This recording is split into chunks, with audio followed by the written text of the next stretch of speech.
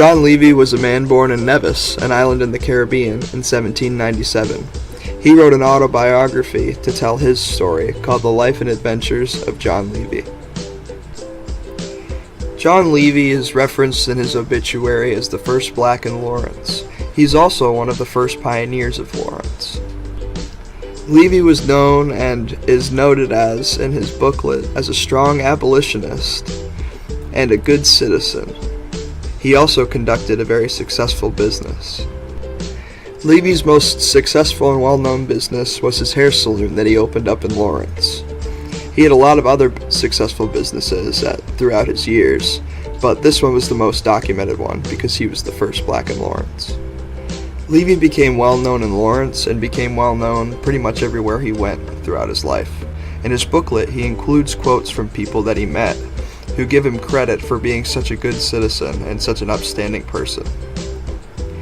I think Levy included these quotes because throughout all the places that he went in his life, he noted people that he gained mutual respect with, and he appreciated that they respected him because of how he conducted himself, and not just viewed him on the color of his skin. Levy wasn't always met with this recognition. In his time in Lowell, he was very aware that his neighbors viewed him differently. He said that he faced obstacles of race and color. Despite this, Levy shared his water supply with his neighbors when there was a water shortage.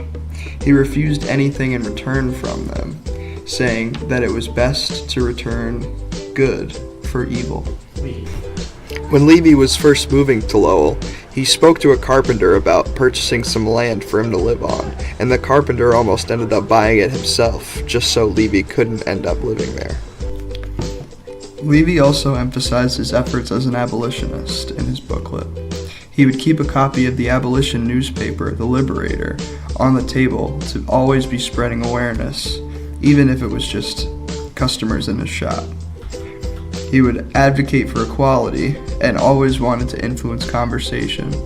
No matter how quick or small the conversation would be, he wanted to make sure that it was out there. When in Genesco years later, Levy sparked a conversation with a local judge. This was after the famous debate between Wendell Phillips and Horace Mann on the constitutionality of slavery. This small conversation would spark into an interesting and unexpected friendship between the judge and John Levy. Judge Lord and Levy would debate as equals for 6 years. Levy stressed that equality, despite Judge Lord being a judge, and Levy just being a barber. Lord would ask if the Liberator was Levy's Bible, and in a sense, it was. He would follow it, he would endorse it, and he would share it with anyone who he met. Levy's interest in the abolition movement began when he returned from a long trip to Boston in 1832. The first thing he did when he arrived was buy a copy of The Liberator. He said it made him proud being a volunteer in the cause of freedom, and from that moment on, he began to develop a love for the movement.